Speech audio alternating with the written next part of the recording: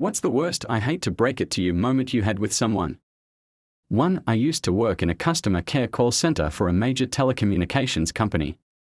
A woman called in one day to inquire about $299 charges on her bill from Lava Life.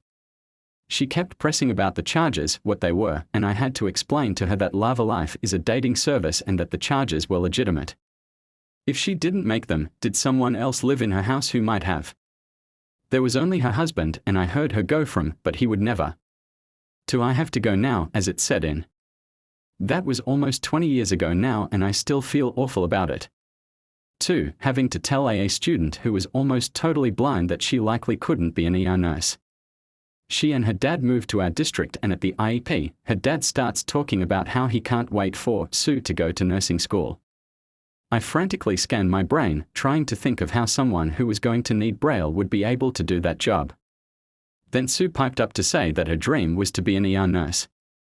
Her prior district told her she could do anything, including this. She had a degenerative disease that would eventually make her blind. I talked to my friends who are nurses, I talked to our career lady at the school, I researched, but there just wasn't any way someone who couldn't see could be an ER nurse. I reconvened the IEP and had to explain this. I know both were in denial, but I was not happy that the prior district pumped up this idea.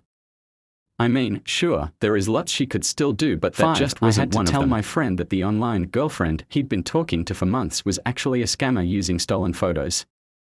He was planning to send her money to come visit, and breaking the news to him was one of the toughest conversations I've ever had.